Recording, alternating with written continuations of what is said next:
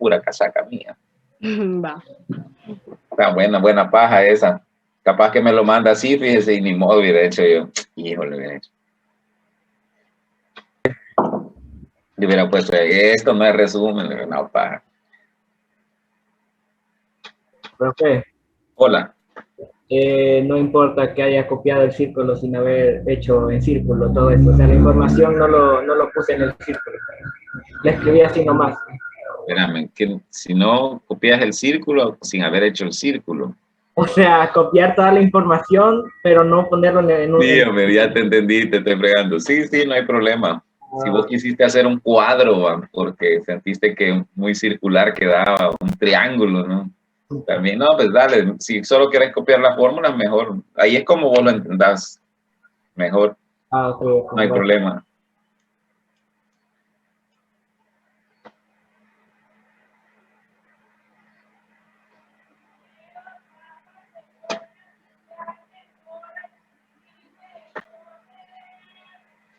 Rocco.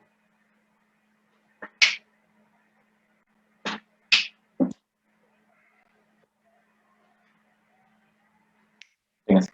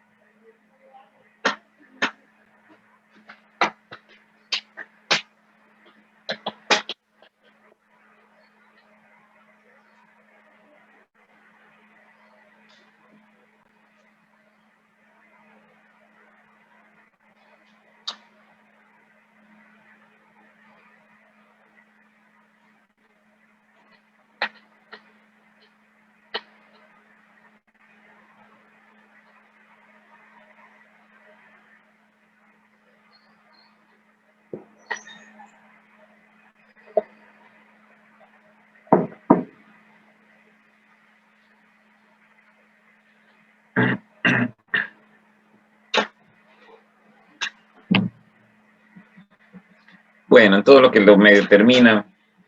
Mire, con esto hay varias ventajas, ¿verdad? Como le decía. La primera es que en las unidades no se complican la vida. O sea, no es como, ¿se acuerda cuando hemos trabajado, por ejemplo, densidad?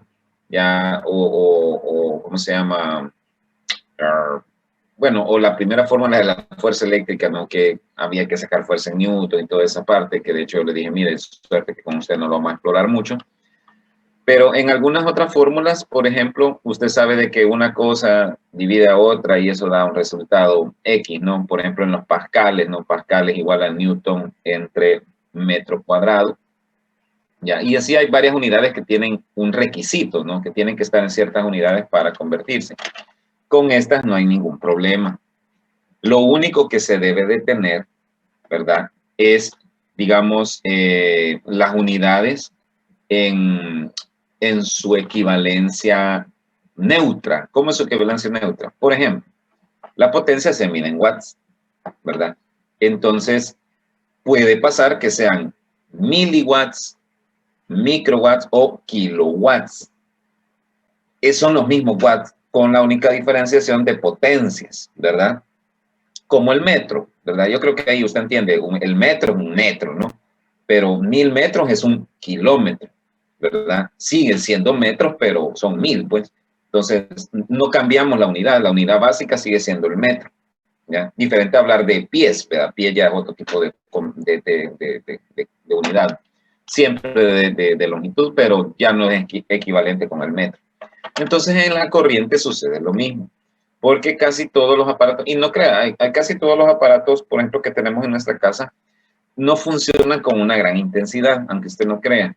La mayoría funciona, por ejemplo, en milis, ¿ya? Milivoltios, miliamperes, miliohms. Algunos llegan a tener la unidad, algunos grandes, como un televisor grande, un aparato de sonido, algo que demande un poquito más de carga eléctrica para funcionar, una refrigeradora, por ejemplo, microondas. Estos sí ya pueden llegar a niveles superiores a la unidad, ¿verdad? Por ejemplo, trabajar con 10 watts, 20 watts, ¿ya? Eso es algo, digamos, normal. Pero las cosas que la mayoría tenemos, por ejemplo, pues yo tengo esta bocinita aquí y esto funciona con milis, pues estos son mili cosas, ¿no?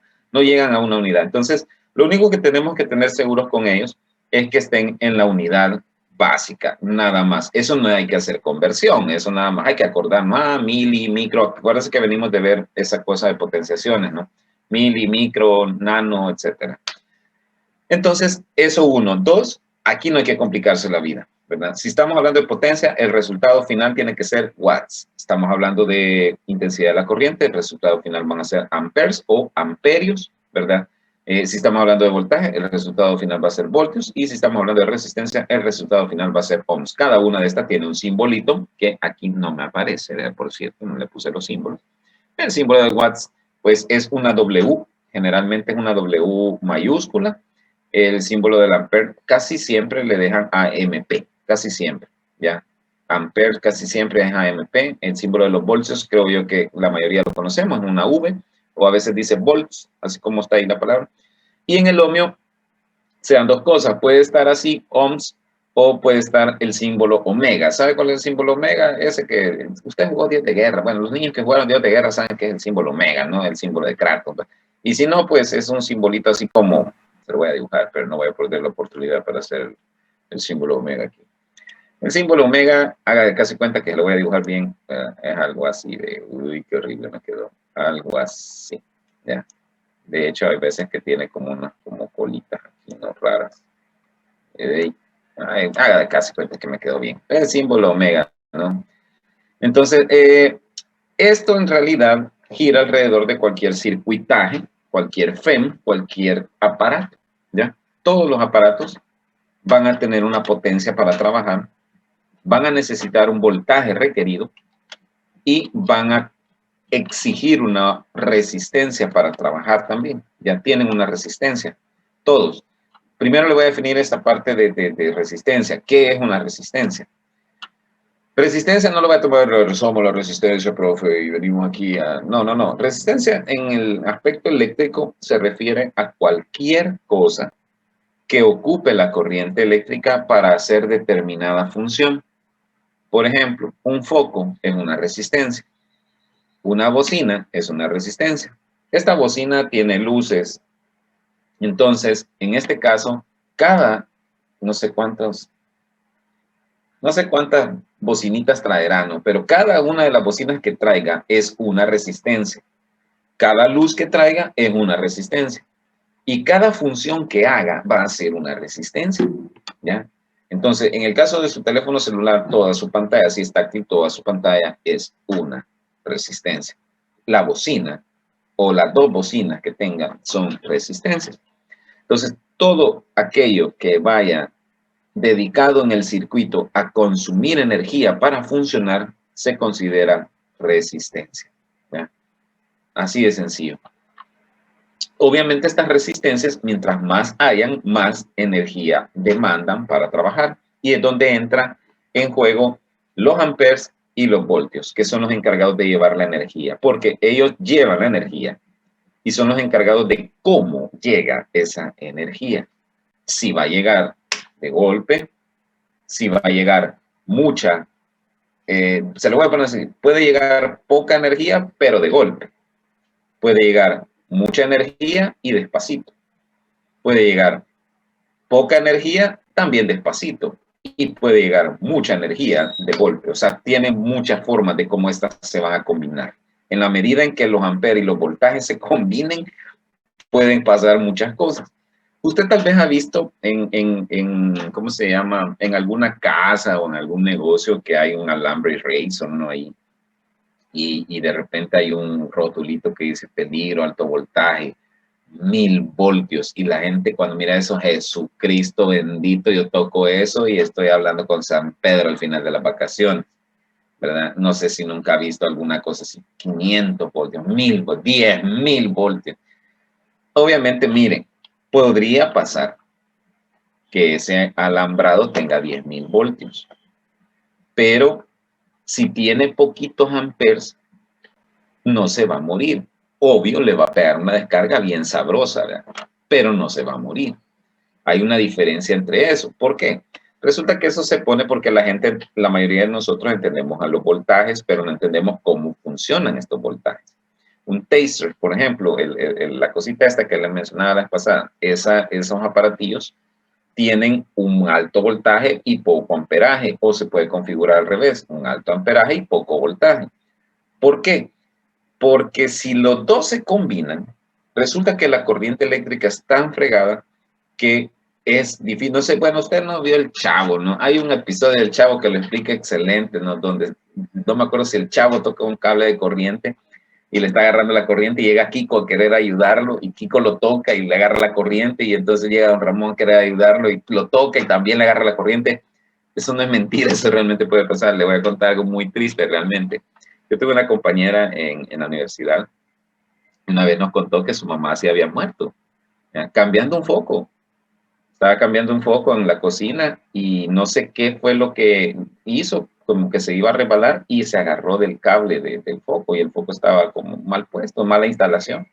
Entonces la señora le empezó a agarrar la corriente. Obviamente ella estaba chiquita y con sus hermanos trataron o sea, como que usted mira a un familiar suyo ahí que le está agarrando la corriente, ¿qué haría? Lo peor que puede hacer es querer agarrarlo, pues, porque entonces le va a agarrar la